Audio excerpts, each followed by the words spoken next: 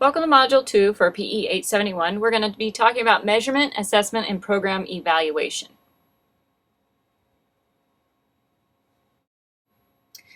There are some common assessment strategies, and some of these are standardized approaches, and then there's alternative approaches. The standardized approaches would be ones that are already pre-made, and then the alternative approaches would be the ones that we make ourselves.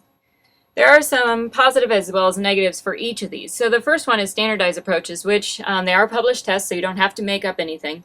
But there are limited selection of test items, and there are specific directions for the administration. And so you need to make sure you have the appropriate personnel to be able to have that happen, and the students are able to meet at least that level. So why do you think measurement is important for students with special needs? The first one is it helps with eligibility decisions. Secondly, it helps with the placement of the student, if they're going to be able to be in your regular class or dual class placement, or they'll have to be in an adaptive class. It does identify the needs that need to be addressed, and it can be a great way to have objectives and lesson plans developed for their IEPs. It also determines and influences how the grading of the student will happen and influence the instruction. So what exactly should we measure? You should measure physical and motor fitness, fundamental movement patterns, skills in aquatics, dance, and group games. And this is according to the student's behavior and social responsibility. The student should not go into any type of team or group activities, which includes dance, if they are not behaviorally okay. Now the other part is aquatics takes a lot of personal and social responsibility as well. So that one would be another one that you'd need to think about. There's two different types of standardized testing. There's norm referenced, and then there's criterion referenced. Norm reference compares the exact age, the exact sex of the student, and it is looking at the norms of all the students in that level. And so it is normally given in percentile rank. Along with the percentile rank, it does help you to know if the student is above or below average, and the IQ of the students as well. So this is also important for the cognitive and affective development of the students. Now, criterion reference would be considered like FitnessGram. It compares predetermined master scores, which, like FitnessGram, has looked at all the scores of tons of children and said that at age 10, students should reach X amount of sit-ups. And so that's where we're coming with the criterion reference standards.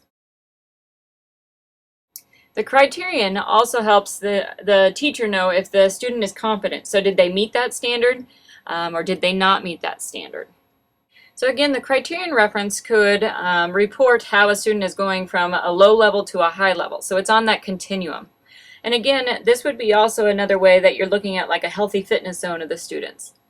Now, the next part of assessment is alternative approach. This does link your assessment and your instruction a little bit more, and it could be a little bit more day-to-day applicable because it completely relates to what you're teaching. Different alternative approach could be a checklist, a rubric. You could do a task analysis, which is looking at specific skills or the different parts of a task, or even a portfolio that maybe the student makes about their fitness assessment or how much fitness activities they do. A checklist does identify the presence or absence of a behavior, but it does not indicate the quality of the behavior. So a checklist would be really good if you're looking at a specific skill or a series of skills, not if they can go from this level to this level to this level. A checklist is only made if the activity or the movement is there or it's not. The rubric is the next one, and this is more of a rating scale. So are they at the beginning, or intermediate, advanced, or excellent level? So again, the rubric would say they can and cannot do specific pieces within the task. So a rubric is more developed compared to a checklist. So again, the rubric works on different multi-levels. So everybody's on a different level when you are assigning a student for performance. Now the task analysis is the next component. And this is a form of norm reference testing and assessment. And task analysis breaks down a specific skill into components. And so it is going further in depth from the checklist and the rubric. So again, task analysis is breaking down this one specific skill. Now if you have a student with extreme special needs, this would definitely be very, very important for you to use. Now, one type of task analysis that carefully examines the learner characteristics is the ecological task analysis. The ecological task analysis looks at the motor skills and the movement forms. There are a variety of ways that you can teach your students after you have figured out what level they are at. The first one is called top-down. This is emphasizing specific functional and age-appropriate leisure skills. So the students have to learn this before they're able to move to different individual or group games. The other type of curricular approach is bottom-up. This is where they learn the fundamental movement patterns or the building blocks, and then they begin learning the activities. So they aren't specifically learning lifetime activities, but they're learning the fundamental movements that might take them to it. This is an example of a general task analysis for throwing. So I just wanted to give you an example there. Portfolios is another way that you can assess students, and this would be a good work to have a collection of the work samples of the student. So maybe you have an assessment of them throwing, a checklist, a rubric, and so forth. So that would be within their portfolio. Let's talk a little bit about the standardized versus alternative. Generally, lots of students and teachers are using both. There are preferences for idea that there are some reliable and objective data that is collected. But again, it comes down to your PE program. Is this something that is needed, or is it something that your school district doesn't require? Again, it does relate back to the IEP, though, that could make it a little bit easier for you. The other part of this is it helps you determine the unique needs of your students. So if they are lower in the skill performance, that's what you need to focus on with your curriculum, motor development, or the health-related fitness. So it is a good indicator of what you need to work on with your students. The first standardized test I'm going to talk about is the Peabody Developmental Motor Skills. So this one is looking at motor skills, but it is for birth to 5 years of age. I want you to know it, but at the same time, you will probably not use it because most of the people in this class are not working with K to 5 student or birth to 5-year-old students. If you look at the description, there is quite a few tests that you can choose from. Another test that I don't have a slide for is called the Milani Comparative Motor Development Screening Test, and you will find that in your book.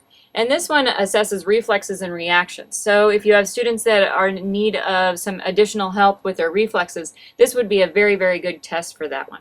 The test of gross motor development consists of 12 different patterns, so running, hopping, jumping, skipping.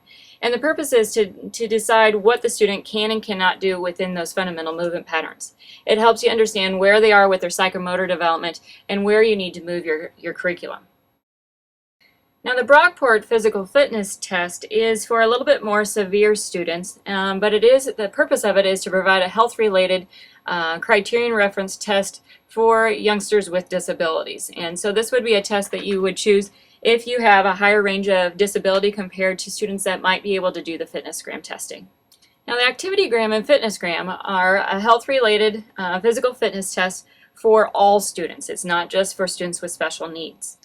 Now the neat part about the FitnessGram, if your student is capable, they have another segment called ActivityGram, and this is a sub-program of FitnessGram software that they can do on the computer that tracks their physical activity. And so this could be another avenue that could be an additional assessment to go along with your fitness. To receive your 10 points for watching this Blackboard Collaborate, which is a vodcast, there is a new assignment link in Module 2 that says Module 2 Recording. And I want you to click on it. It takes you to an assignment, and I want you to tell me the difference between norm and criterion reference testing. So again, go to the Blackboard site, click on the assignment that says Module 2 Recording, and tell me the difference between norm and criterion referenced.